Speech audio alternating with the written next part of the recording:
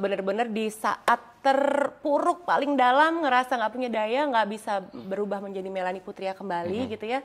Dan akhirnya gue menjadikan lari sebagai penyelamat hidup. Mel, makasih ya, makasih banyak karena saya nontonin Fit with Mel, karena saya belajar dari nol, dari cuman lihat konten YouTube ya Kak Mel, sampai sekarang saya jadi pelari maraton, sampai sekarang saya jadi lari sama istri saya. Itu hal yang membuat gue jadi punya nafas tambahan gitu ya. Kalau kamu cedera, obati lari. Anjrit. Ya kan? Kalau kamu lagi interval pengen muntah, keluarin sampai muntah itu muntah kuning, muntah putih, muntah hijau.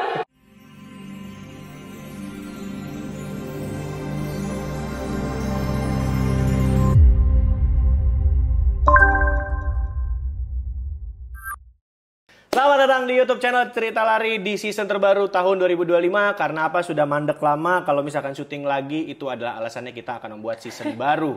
Dan di episode kali ini, kita akan menamakan podcast kita adalah Celepot Cerita Lari Podcast. Dan harus ada tagline-nya, celepot, celepot, plot.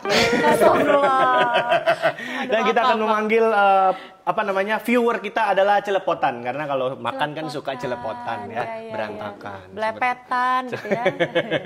Dan untuk episode pembuka season 2025 kita akan menghadirkan bintang tamu yang sangat grande sekali di dunia lari. Tepuk tangan dong.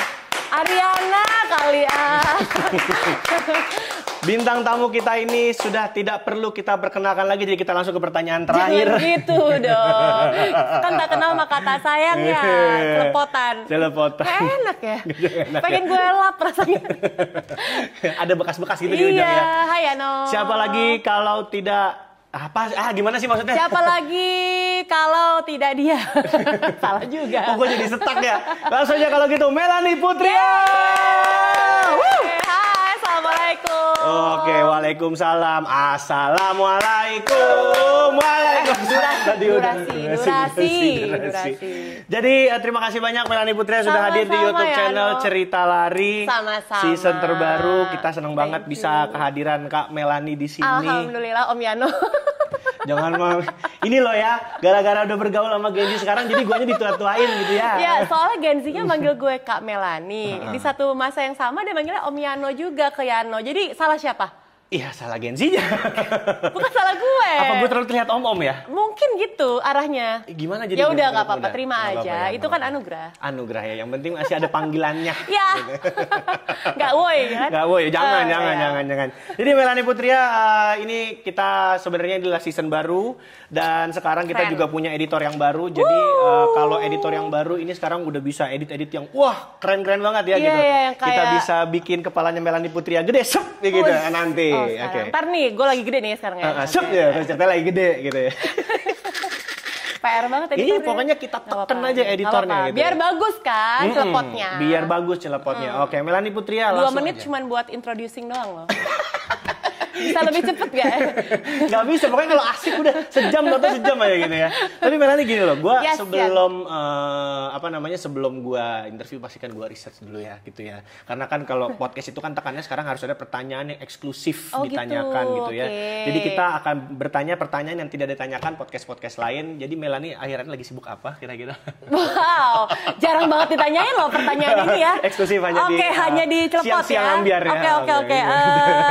Gue lagi sibuk urus anak ya, yang udah teenager sekarang.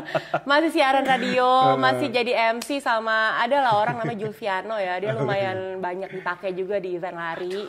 Terus sebenarnya tandem MC yang agak rese, makanya saya suka istighfar. Terus apa lagi ya? Lagi ngembangin Fit with Mel. Fit with Mel itu adalah YouTube channel gue.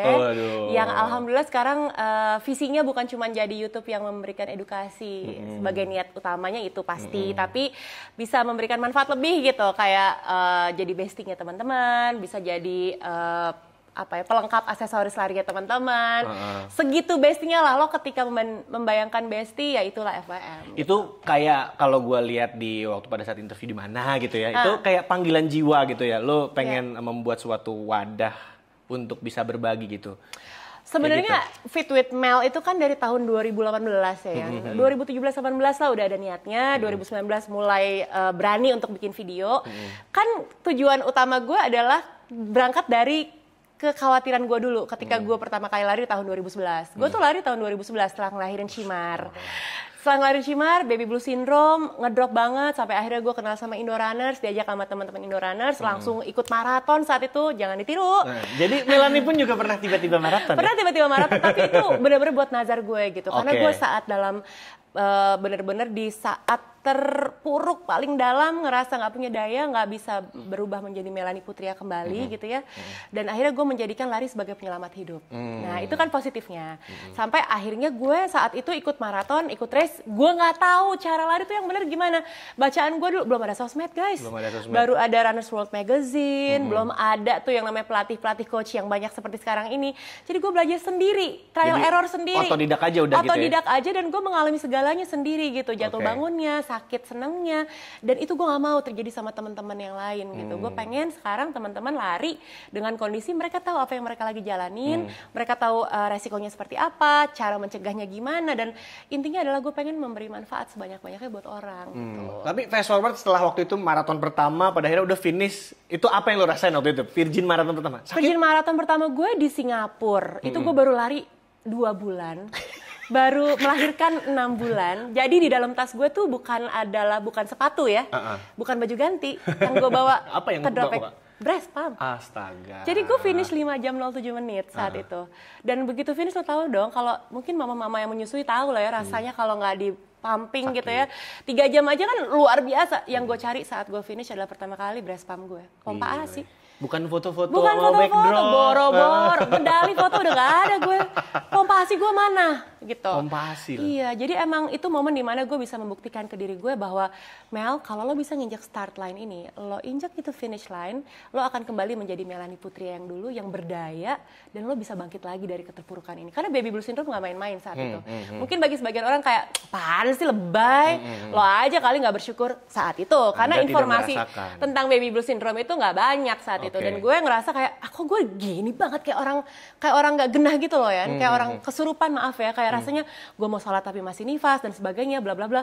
Jadi pas gue lihat ada poster Singapura Marathon di sebuah WC di gym, ya kan? Gue daftar di saat udah sold out, gue beli bib orang, lagi-lagi jangan dicontoh, karena gue pengen gue mengembalikan lagi Melanie Putri yang dulu berdaya, nginjek finish line itu. Gila. Dan gue bilang ke diri gue sendiri, kalau gue injek itu finish line, gue udah gak punya excuse lagi untuk merasa lemah. Sedip itu ya? Sedip itu dan sedalam itu ya? Meaning, dan gue berhutang besar sama lari gitu. Jadi nggak main-main rasa berhutang budinya gue sama lari. Tapi gini, waktu setelah maraton pertama, terus juga gue lihat nih, Melanie tuh pernah finish di bawah 4 jam, 3:56 di Tokyo Marathon 2016. Maaf, saya koreksi, 3:49. 3:49, sorry.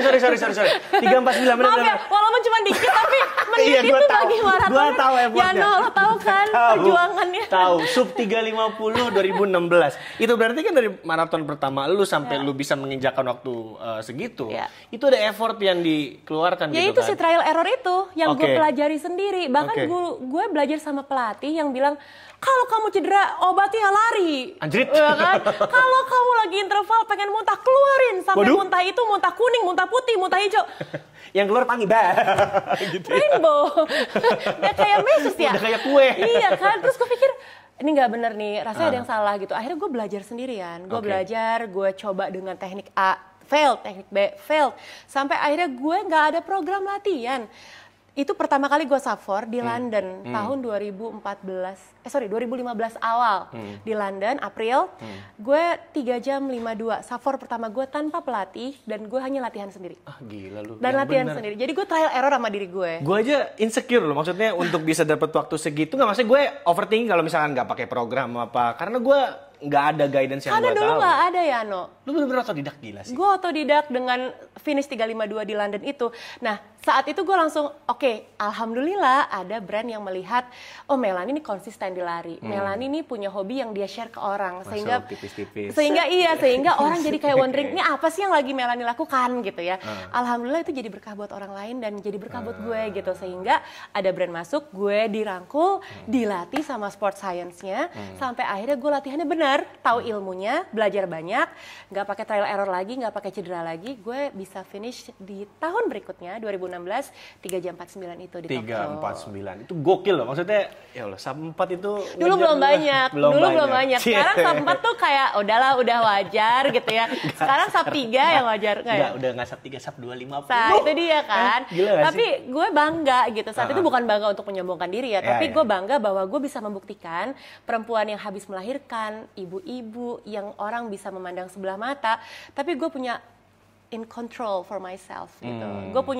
Gue mengendalikan diri gue sendiri dan gue merasa saat itu gue bisa melakukan apapun. Sama seperti teman-teman pelari rasakan ketika finish sebuah maraton. Berarti kan ada perubahan yang lo rasakan dalam diri lo ya, nggak cuman fisik. Mungkin ya banget lah. Yang lain apa sih? Maksudnya ketika gue kayak gue gitu ya, contoh nih. Ya kan ini kan content creator papan atas yang fenomenal, sensasional. Nggak ada, jangan. Dikenal Takut bagi boomers, Gen Z, apalagi. Terkenalnya di kalangan itu udah. Jangan ngajak ribut lagi. Jangan takut. Ya. Nggak ada niatan ngajak ribut sebenarnya. Gitu. Durasi. Nah gini, yang perubahan di dalam, perubahan dalam diri kan? Maksudnya kayak kita melihat sesuatu tuh nggak harus dari sebelah mata aja, dan kita juga jadi bisa lebih mawas diri. Contoh ya, nah kalau buat lu sendiri ketika misalkan udah sampai di tahap itu tuh 349 itu, apa yang lu rasakan perubahan diri lu dalam diri deh, bukannya fisik ya, tapi ketika kita menghadapi situasi atau apa, ada nggak sih Kak? Gue itu tipe orang yang kadang-kadang ketika menjalankan sesuatu gue nggak mau nyelesain. Dari kecil, karena mungkin ada value yang diajarkan oleh lingkungan gue saat itu, gue juga jadinya terbentuk, oke gue ngejalanin sesuatu, stuck, udahlah gue nyerah aja, stuck, udahlah gue nggak jadi lanjutin aja gitu. Di maraton gue belajar ketika lo memulai sesuatu, lo juga harus menyelesaikannya dengan baik. Sebagai bentuk dari tanggung jawab lo atas diri lo sendiri, bukan buat membuktikan ke siapa-siapa. Kenapa? Karena lo punya value besar ketika lo bisa menamatkan sesuatu yang lo anggap berat, yang lo anggap lo nggak sanggup ngejalanin itu, tapi lo kelarin, lo jadi rasanya kayak gue bisa mengendalikan apapun di hidup gue dalam arti positif, dan gue jadi bisa menghargai proses, Yan. Proses itu yang mahal. Jadi lari itu nggak bisa seinstan itu. Di lari perubahan bukan hanya pada fisik, mungkin juga teman-teman celepotan gitu tahu gitu ya, bahwa di lari lo jadi belajar menghargai diri lo dan menghargai orang lain. Lo jadi mengerti banyak value lo jadi lebih disiplin. Lo taat sama program latihan lo bertanggung jawab sama diri lo dan program latihan lo, sama coach lo bertanggung jawab atas kesehatan diri lo sendiri, lo respect sama orang lain karena orang lain di kepala lo juga sedang melakukan hal yang sama seperti yang lo rasakan, ya. Terus yang berikutnya adalah lo jadi mau menyelesaikan apa yang udah lo mulai, itu yang paling penting menurut gue, karena banyak orang yang di luar sana stuck dikit, udah gue nyerah aja. Stuck dikit, udah gue nggak bisa cari jalan lain aja. Cari jalan lain. Padahal kalau lo bisa mengontrol diri lo punya kemauan besar untuk menyelesaikan sesuatu dan lo serahin ke Allah semuanya gitu ya. Lo jadi belajar sabar untuk bisa menyelesaikan itu dengan baik, dan itu rasanya kayak jadi juara dunia ya. Jadi pas ini serasa. Iya, padahal ya lo nggak perlu jadi nggak perlu tiga teratas, nggak perlu safor gitu ya lari, tapi ketika lo bisa menyelesaikan sesuatu yang lo anggap diri lo sebenarnya nggak mungkin bisa melakukannya, kepuasan itu yang harganya mahal banget. Jadi kalau tiba-tiba finish maraton 5 jam, harusnya lo bisa lebih kenceng. Nggak blok boleh, aja mending. Nggak boleh. Kan sekarang begitu, harusnya bisa lebih kenceng nih, gitu.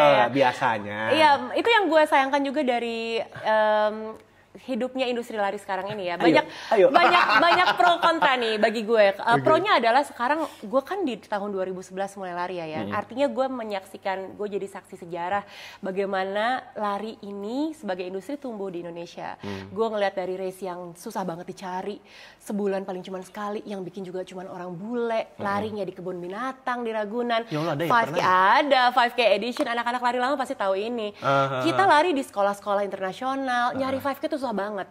Sekarang lo 1 minggu udah ada 5 race yang bisa lo pilih, lo tinggal cap-cip-cup gitu kan.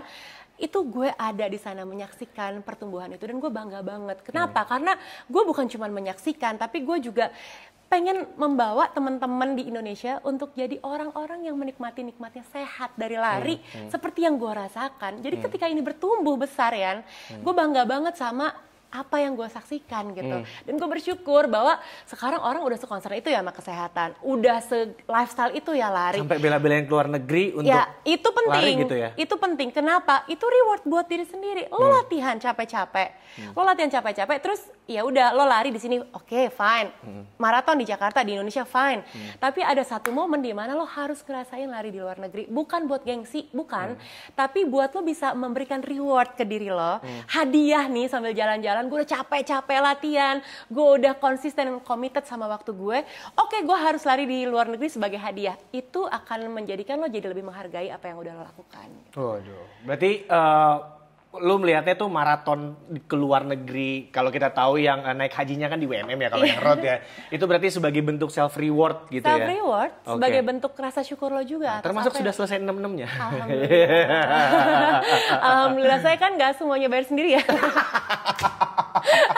Alhamdulillah gitu. Ini dari tadi kita bicaranya yang enak-enak, yang seru-seru gitu, yang positifnya. Tapi gue pengen tahu, Melanie tuh pernah nggak sih merasakan lari di luar negeri yang paling tidak menyenangkan itu di antara 6 tuh yang mana? Eksklusif hanya di eksklusif ya? Siang-siang ambiar ya. Selain tadi nanya apa kesibukannya ya. Ini pertanyaan kedua eksklusif. Oke. Gue pernah ngerasain lari di Eropa. Sebut aja Berlin ya. Yeah. Berlin kan kita tahu ya budayanya memang nggak hangat seperti di Asia, Enggak, ya kan? sumpah. Sehingga lo jadi merasa tidak diterima lah, bukan tidak diterima tapi kayak nggak warm aja gitu sambutannya. Iya, gue pernah di kereta gitu ya lagi mau ke Respect Collection sama teman-teman kita dari Indonesia, terus gue naik kereta, gue mau umpul-umpulan, kereta itu penuh kebetulan. Emang tujuan akhirnya adalah ke Expo. Yeah. Didorong lo gue sama bule gitu ya, didorong kayak ini orang Asia kecil ngapain sih desek-desekin gue gitu. Terus gue cuman, dan gue ngerasain itu juga saat start line gitu ya. Di start line itu FYI nih teman-teman, lo jangan ngarep OMM itu bersih, wangi, dan rapi ya saat start. Iya lagi. Lo jangan ngebayangin itu, gue bisa tiba-tiba, aduh maaf banget ya, gue di start line ngelihat ada orang lagi duduk jongkok di bawah gue. Gue pikir nih orang lagi benerin tali sepatu dong. Dia pup dong. Jujur. Jangan pernah masuk toilet WMM apalagi. Toilet sih make sense ya. Nah, Tapi ini kan di kebon ya. Kan lo ada kayak di Berlin, di London tuh kan lo start di taman ya. Taman. Nah itu dengan dia mungkin udah nggak bisa mikir lagi daripada gue di celana, ngotorin celana gue mungkin ya. Ya udah dia di sebelah gue, di kaki gue terus kayak, hah? Ternyata jadi gue bukan mengangkat sisi negatif ya, tapi ketika teman-teman nanti memutuskan lari di UMM, jangan lo anggap dan lo punya ekspektasi terlalu besar bahwa itu akan bersih, wangi, rapi gitu ya. Itu adalah lebih baik daripada race di Indonesia gitu kan. Enggak, banyak hal yang negatifnya juga gitu, tapi buat gue itu bagian dari seninya lo lari di luar negeri. Lo jadi mengerti culture orang lain, lo jadi bisa menerima dan belajar bahwa oh ternyata di negara gue jauh lebih bersih ya. Itu kan value yang lebih baik yang bisa kita ambil kan. Cuma negatifnya lo harus punya ekspektasi yang agak turun aja gitu. Nggak semuanya bisa smooth, nggak semuanya bisa lancar. Itu Berlin. Tapi kalau yang lain-lain sih aman ya, apalagi kalau lo emang nikmatin banget si race-nya dan lo dalam keadaan sehat, lo fit, udah deh nggak usah ada hal-hal yang membuat lo jadi berat. Kayak tadi gue ngeliat orang lagi maaf BAB, gue ketawa aja gitu. Budaya kita jauh lebih baik ternyata. Iya. Soalnya kita kalau lagi race tiba-tiba ada begitu, termasuk sosmed ya. Minimal cebok lah. Tapi sumpah, ya gini-gini alhamdulillah juga sudah berangkat ya. Oh iya, saya negara mana aja Pak? Berlin, Jerman. Udah itu dong. Baik. Sama ya. Ya tolong lah ya, ini brand-brand yang akan masuk di acara Cerita Lari ya. Celepot ini tolong dibantu teman saya. Karena dia baru aja 10.000 followers, sudah lewat nih sekarang nih. Itu tadi jadi campaign kita sebelumnya ya. Sekarang campaignnya adalah gimana caranya saya bisa jualan Yano untuk lari di luar negeri. Tolonglah tap in ya guys. Ntar komisi aman ya Bu. Siap. Minimal gue magnet kulkas lah ya. Iya bener ya. Atau enggak inilah ya, bukan botol. Ya itu. Sama peneng-penengan Boston tuh. Oh iya ada loh kayak gitu. Tapi ini dia ya yang menariknya OMM di luar. Jadi pada akhirnya gue tahu ternyata ya betul seperti kata lo tadi, dan pada akhirnya menambah keyakinan gue untuk menjadi orang yang mindsetnya tuh kebuka gitu loh, nggak yang kolot oh udah harusnya begini gitu loh. Jadi paling tidak ada sesuatu hal yang gue dapetin kayak Indonesia nggak jelek-jelek banget, malah kalau gue lihat kualitas kita malah bagus loh. Betul. Dan ya ini jadi punya insight banyak aja. Kalau lo hanya race di Indonesia bukan yang nggak benar, itu sesuatu yang harus lo banggakan gitu. Kita Indonesia punya race yang bagus, rapi dan sebagainya. Tapi ketika lo keluar negeri jadi kayak ngebuka kepala lo aja bahwa oh ternyata di dunia sebegitu banyak orang mencintai lari. Mereka rela latihan mati-matian dari berbagai belahan dunia. Mereka bayar mahal untuk bisa datang ke negara tersebut dan nggak main-main. Larinya tuh bener-bener full effort dengan penuh kesungguhan gitu, dan itu jadi inspirasi buat gue sih. khususnya buat laki gue ya, dia nemenin gue di Boston, di Tokyo, dia ngelihat kakek-kakek umur 80 tahun, udah pincang-pincang lari yang ngelewatin gue, terus dia kayak, gila kakek-kakek 80 tahun aja masih bisa ngelewatin bini gue gitu, larinya dia duluan, masa gue nggak bisa sih? Itu kan hal yang bisa kita jadiin pelajaran. Itu gitu. pada akhirnya Pak Kiko memutuskan untuk lari gitu? Itulah pada akhirnya. Sekarang ya, jadi kalau... Walaupun terpaksa ya, tapi nggak apa-apa. Mulai dari terpaksa dulu. Mulai dari terpaksa dulu, betul lah. Kan waktu itu lu juga kan dulu seperti itu ya, karena ada satu hal, deh udah gue lari deh. Gitu. Kita akan nanya lagi lebih banyak soal running industry setelah ini. Kita akan bongkar lebih lanjut lagi. Seperti apa pendapatnya Melanie ya tentang carut-marut dunia lari sekarang. Kita carut-marut. Carut-marut. Itu bahasa zaman udah dulu. Kayak presenter TV. Ya kali aja ya kan. Iya, amin. We'll be right back after this, masih di Celepot Cerita Lari Podcast. Bilingual pula. Bilingual. We'll be right back. We'll be right back. Kembali lagi di Celepot Cerita Lari Podcast. Masih bersama gue Yana sebagai host kalian dan juga bintang tamu kita yang sangat kita sayangi semuanya. Siapa lagi kalau bukan Six Star World Marathon Majors finisher Putri Indonesia 2002. Harusnya gue datang ke sini bawa medali, mahkota sama sash ya. Pokoknya validasi banget lo ya. Gitu. Pengen banget diakuin gitu ya Allah. Dan yang paling penting beliau adalah ibu dari 2 orang anak yang sangat dicintainya dan juga ada suaminya yang setiap hari bekerja lebih giat lagi ya. Iya, hanya untuk Melanie bisa lari di luar negeri. Iya. Ngiris yang banyak Pak Kiko, ngiris yang banyak. Melanie Putria. Oke. Ya, bisa loh dijadiin instrumen. Bisa. Tadinya dicerikan gitu. Kayak apa gitu? Nanti abis ini kalau misalkan episode berikutnya kita ada live band juga. Iya, live music ya. Gitu. Oke, tuh minumannya udah datang. Tiba-tiba datang kopi kita. Coba kopinya Melanie tadi yang apa namanya? Tubruk. Tubruk. Iya. Karena saya semi dukun masuk ya. Aja, mau masuk aja. Oh, ini yang punya cerita lari ya? Ya ampun, jadi tukang kopi. Pokoknya di sini. Makasih loh ya. Harus jadi toko yang berubah-ubah bentuk pokoknya di sini. Bener. Ya, oke. Buat tadi yang American yang ngasih gue owner loh. Gila, gue gak enak hati. Ya Allah, makasih ya Kakak Novi. Iya. Ini Kak Novi ini dari dulu sahabat gue. Lu udah lama kenal sama Mami? Ya iyalah. Dari kita masih pada umur berapa? 13 ya? Oh, sobat kental. Sobat kental. Baru mens pertama. Baru mens pertama. Jadi udah saling sharing ya waktu saling itu ya? sharing, segitu deketnya. SMP kelas 2 berarti? Kalau Novi mens pertama kelas 2 SD. Duluan dia berarti. Emang lebih mature kayak kelihatannya. Oke. Kamel, ini sekarang gue pengen nanya sama lu pendapat lu tentang tadi sempet lu singgung kan. Sekarang running industry itu semakin wow gitu. Which is ya sebenarnya kalau kita lihat ini adalah tren yang positif kan. Sangat.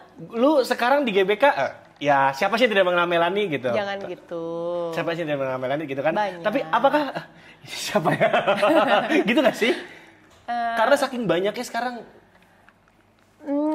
Pertama gue gak pernah mikirin itu lagi. Oke. Yang kedua ya kalau ketemu orang di GBK, mostly mereka udah gabung sama gue di Fit with Mel udah lama. Jadi mereka mengetahui langsung Kamel ya gitu, Kamel gitu, atau sekedar nyaut aja dan itu tahu nggak ya? Yang bikin gue tetap punya satu keteguhan hati untuk bikin Fit with Mel karena lo tahu kan konten edukasi itu YouTube. Halo, assalamualaikum. Password, ya luwak white coffee. Oke. Silakan dari mana? Ya bikin edukasi YouTube itu nggak selaris manis sejualan kacang goreng kalau lo bikin YouTube entertainment yang isinya mungkin adalah kuliner gitu, wisata atau lo sekedar ngeprank orang. Jualannya gampang. Tapi kalau buat gue Fit with Mel itu tertatih-tatih sejujurnya. Kenapa? Karena itu konten edukasi ya. Konten edukasi itu tidak seseksi konten populer. Jadi lo hanya akan mencari informasi dengan apa yang lo inginkan aja ketika lo membuka channel tersebut. Jadi nggak ada orang lihat konten gue tuh karena pengen lihat Melanie gitu. Tapi karena pengen tahu informasi apa yang gue sampaikan yang relate sama dia. Contoh lagi cedera, shin splint. Oke, gue cari Melanie shin splint gitu. Dan itu viewersnya tidak banyak. Tapi kenapa gue terus bersyukur atas ini, dan gue tetap gue setelah gue merasa pengen nyerah tapi gue pengen terusin lagi bolak-balik kayak gitu. Karena apa, di setiap race, setiap gue ketemu sama orang baru di daerah manapun, Kak Mel makasih ya, makasih banyak karena saya nontonin Fit with Mel, karena saya belajar dari nol, dari cuman lihat konten YouTube ya Kak Mel sampai sekarang saya jadi pelari maraton, sampai sekarang saya jadi lari sama istri saya. Itu hal yang membuat gue jadi punya nafas tambahan gitu ya. Yang kan gue sejujurnya gue sangat-sangat independen mandiri gitu. Semua kan tidak ada swadaya kan, bener-bener dari tabungan sendiri gitu. Tapi yang buat gue nggak menyerah adalah banyaknya orang yang datang yang merasa bersyukur atas hadirnya Fit with Mel, dan itu yang membuat gue jadi punya bahan bakar baru lagi untuk gue jadikan ini niat sebagai manfaat buat orang. Gue yakin ketika gue punya niat baik seperti itu, Allah juga nggak tidur gitu. Jadi akan menyaksikan dan akan ada aja gitu pintu untuk memberikan kemudahan. Sampai itu Kak yang jadinya akhirnya lu memutuskan untuk mengambil sertifikasi dan maksud gue belajar lagi, refresh lagi gitu. Karena ya seperti yang lu bilang tadi Kak, maksudnya konten yang lu share ini adalah konten edukasi gitu. Ya which is berarti lunya juga harus teredukasi dengan baik, well educated. Iya dong, karena dari awal gue bikin Fit with Mel kan gue ragu sama keyakinan dan kemampuan gue. Kenapa? Karena gue hanya pelari yang akan membagikan pengalaman gue aja. Tidak ada basis knowledge yang gue ketahui. Jadi ibarat kata nih kayak tong kosong nyaring bunyinya gitu. Ini orang ngomong doang, ada basis ilmu gak sih? Gitu. Gue gak mau dianggap seperti itu.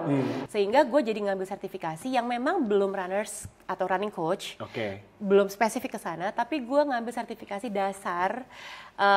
Jadi yang artinya gue tahu semua ilmu dasar dulu nih dari fitness. Dari fitness itu sehingga gue bisa merelatekan sama ilmu olahraga lari gitu. Nah, PR gue berikutnya adalah terus ngembangin diri sehingga gue bisa makin kompeten di bidang lari. Cuman gue gak kepengen spesifik ke sana ya. Kenapa? Karena dengan ilmu dasar yang udah gue punya, gue merasa kayaknya gue cukup ya untuk membagikan sesuatu yang orang lain perlu tahu mengenai ilmu dasar lari gitu. Dan itu bukan berarti gue berpuas diri. One day gue pasti akan terus mengembangkan apa yang gue punya. What else harus gitu terus kan. Upgrading kan. Itu dalam hidup kita kan harus terus belajar kan. Sampai kita nutup nafas, tutup mata gitu ya, berhenti bernafas baru kita kelar belajar. Nah, jadinya gue mencoba untuk gue nambahin lagi, gue ngambil nutrisi. Sekarang lagi ongoing. Lagi ngambil buat nutrition dan pengennya sih itu jadi manfaat lagi buat orang lain. Sekali lagi gue ngambil ini semua maksudnya bukan buat diri gue, tapi ya udah apa yang gue punya, apa yang bisa gue kasih ke orang gitu. Itu yang bikin kita jadi lebih ringan. Ini kalau bahasa-bahasa birokrasi ini adalah country call. Wih, gila ya. Country call. Country road aja lo sama Mas Tanto. Tantawiyah ya Allah, tontonan oma gue lagi. Abis maghrib tuh di TVRI. Iya, udah gak ada tapi. Udah gak ada ya.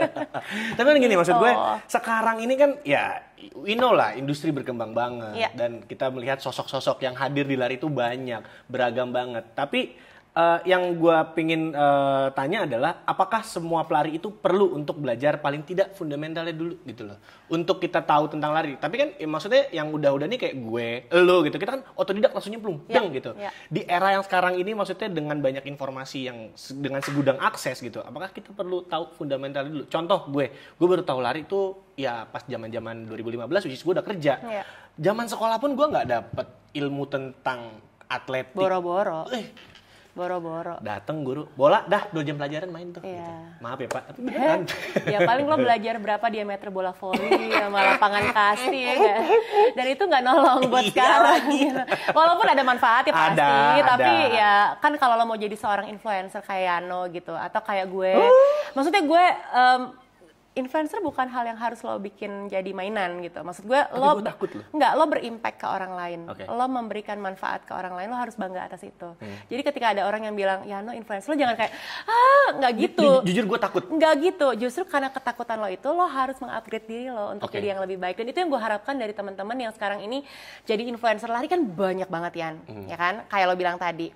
Semua orang bisa jadi content creator. Nah cuman pesan gue adalah, kalau mau jadi content creator, ayo sama-sama kita bikin orang lain juga jadi pintar dengan apa yang kita miliki. Kalau sifatnya emang cuma sekedar sharing pengalaman, jangan lo jadikan apa yang lo sampaikan itu sebagai hal yang sifatnya tips yang dari jurnal bersumber terpercaya gitu loh. Karena lo sifatnya cuma sharing pengalaman. Sebaiknya kalau menurut gue berdasarkan pengalaman aku gitu. Ada disclaimer-nya. Ada disclaimer. Itu yang selalu gue lakukan di video-video gue yang gue bukan expert di bidangnya.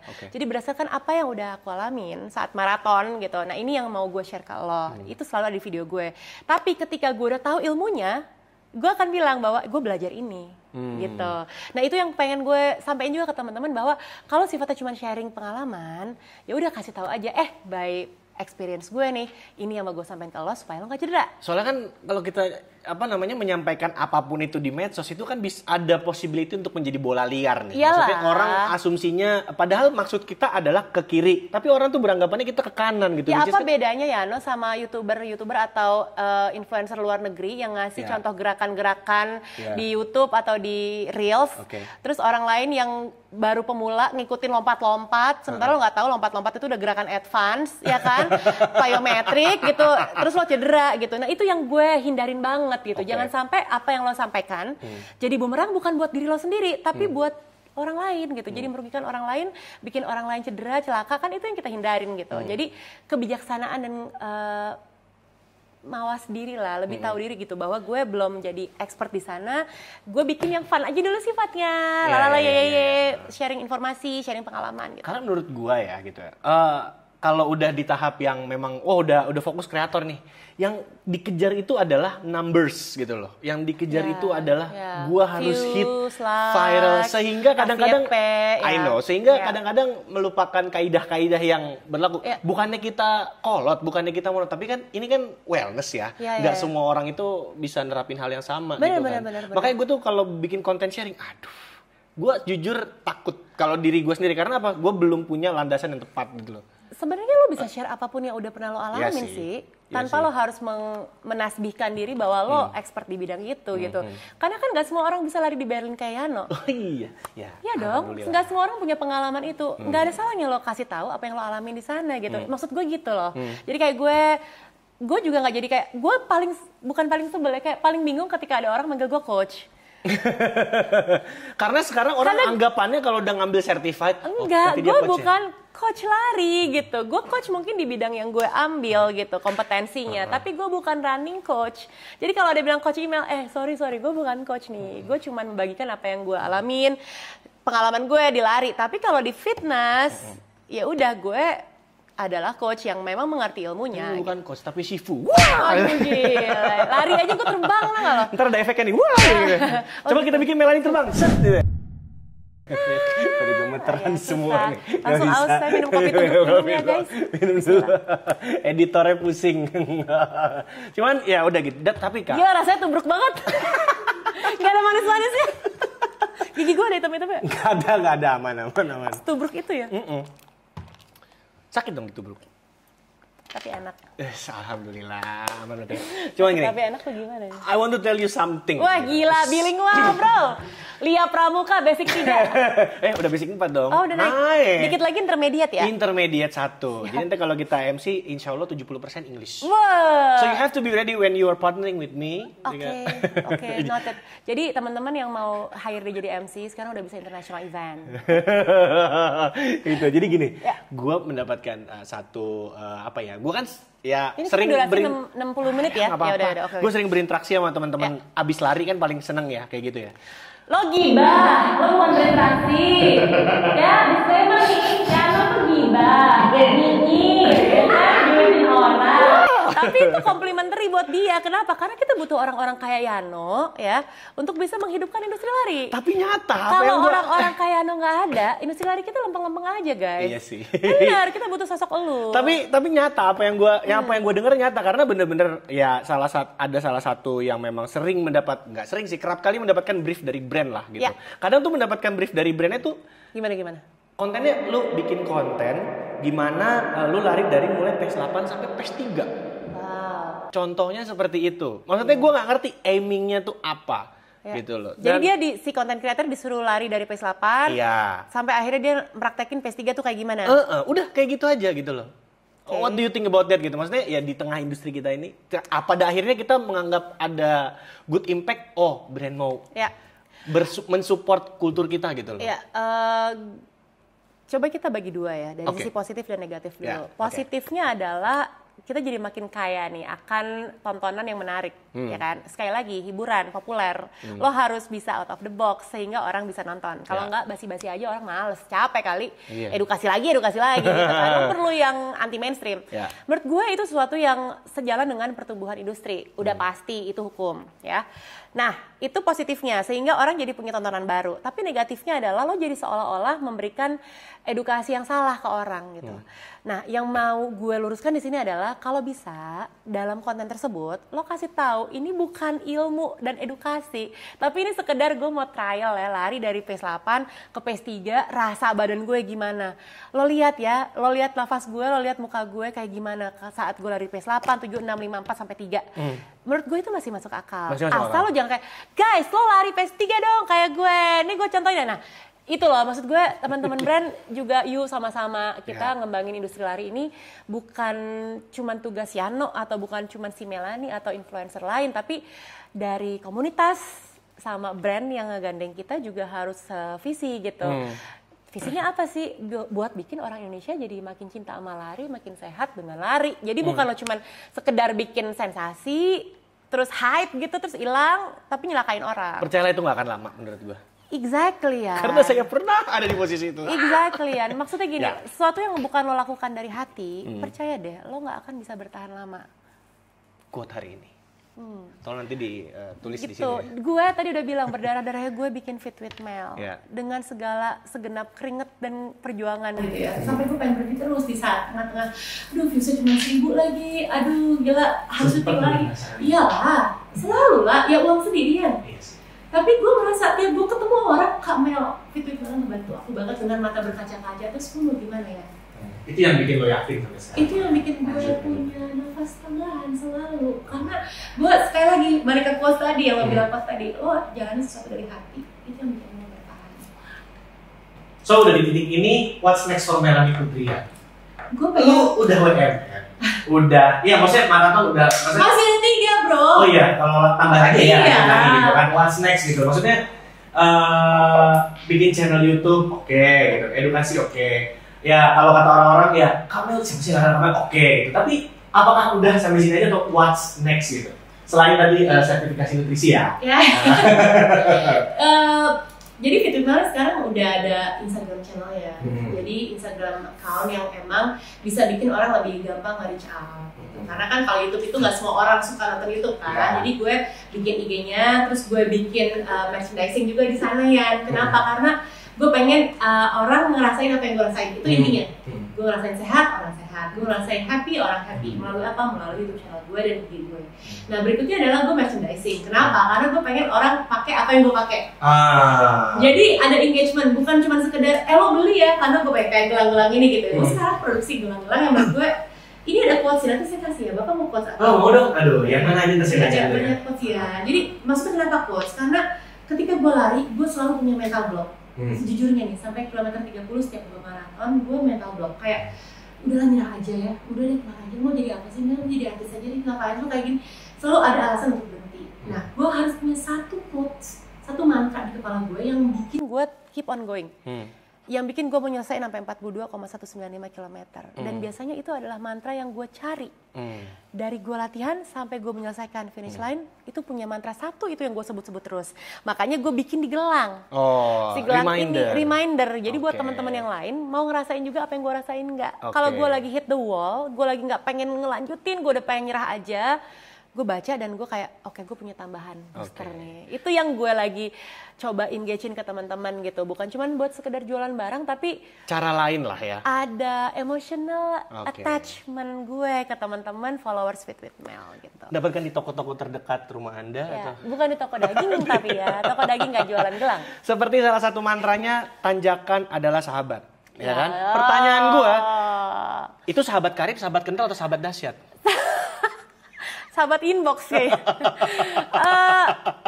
itu gue create tuh ya tanyakan adalah sahabat. Kenapa? Karena gue ngalamin. Nah itu sekali lagi balik ke pengalaman. Jadi gue nggak bilang bahwa berdasarkan jurnal dari running departemen bla bla bla bla bla misal lo harus menjadikan tanjakan karena based on experience on mental health atau Enggak, tapi gue bilang, gue setiap gue ngeliat tanjakan, gue harus bikin kepala gue mikir, ini tanjakan sahabat gue, kayak ketemu bestie lama, kangen. Karena kenapa? Ketika lo udah ngelok mindset lo dengan, elah tanjakan lagi, mati lo. Jadi itulah yang gue gaungkan ke teman-teman, lo anggaplah itu sahabat karib lo gitu, sahabat kental lo, dan lo kangen banget ketemu dia. Jadi pas ketemu lo gak sebel. Dan itu yang gue alamin. Awalnya gue gila tanjakan, dulu pelatih gue ngomong gini, Kak, kalau lihat tanjakan yang harus diucapkan adalah Allahu Akbar. Zikir Allahu Akbar. Pas lo di turunan, lo zikir lagi Subhanallah. Itu yang gue lakukan ya. Tapi dan it works gitu ya. Tapi kan nggak semua orang beragama Islam. Betul. Jadi gue menjadikan ini sebagai definisi lain dari Subhanallah dan Allahu Akbar. Tanjakan tuh sahabat lo. Gak perlu lo jadikan sebagai musuh gitu. Jadi gue mencoba belajar mencerna semua dari apa yang gue alamin sendiri. Gue coba olah lagi. Gue sampaikan ke orang lain dengan bahasa yang lebih sederhana dan lebih bisa diterima. Jadi orang happy ngejalanin ya, nggak berat. Tanjakan New York tuh 5 bridge kelar ya, sahabat itu semua. Itu udah kayak balonku ya. Gue begitu tahu. Dan gue tipenya nggak baca rute. Yan. Gue kalau mau maraton, gue nggak mau baca map course apa yang akan gue hadapin. Karena walaupun itu penting sebenarnya untuk visualize, untuk lo belajar memvisualisasikan apa yang akan lo hadapin, itu part of the training. Tapi gue nggak mau, gue memilih untuk enggak. Karena gue pengen tahu seberapa excited gue menghadapi rute ini. Itu yang akan jadi booster gue juga. Biar jadi surprise kita jadi aja surprise ya. aja. Nah itu pilihan tiap orang tuh. Tiap orang harus punya one key untuk bisa bikin dia excited saat di start line. Oh, gitu. Itu dia. Mau tahu lebih lanjutnya langsung aja lihat di YouTube channel Fit with Mel ya. Makasih loh. Dari sini ya. Tapi tolong di follow di Subret ya. Subret. Ya silakan celepotan ya. Oke, tapi jangan lupa celepotan subscribe kita juga ya. Oh, itu harus. Itu harus. Kenapa? Cerita Lari ini banyak banget ngasih gue edukasi, banyak banget ngasih gue inspirasi dan motivasi. Gue ke New York sama Cerita Lari loh. Wih. Betul. New York yang lo bilang balonnya ada 5 itu kan berat banget ya. New York itu udah lah lo jet lag, udah mahal, ya kan? Udah lo capek dan lo nggak tahu tanjakannya ada 5. Tapi startnya jauh juga lagi ya. Startnya jauh banget. Ini gue promosi dikit ya, bukan promosi tapi apa yang gue alamin sekali lagi. Experience. Cerita Lari ngebantu gue banget. Jadi dari A sampai Z semua keperluan gue di handle sama Cerita Lari. Dan gue ngerasain banget servis yang sangat menyenangkan hati di Cerita Lari. Tepuk tangan lu buat Cerita Lari dong.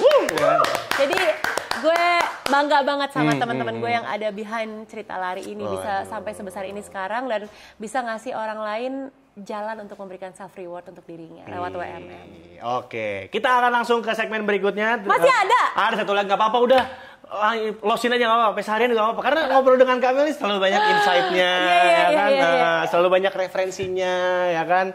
Pusing editornya. Sekarang ini kita masuk ke segmen tanya balik. Jadi kalau tadi saya udah banyak bertanya dengan Kak Melanie Putri ya. Sekarang waktunya Melanie Putri bertanya sama gue.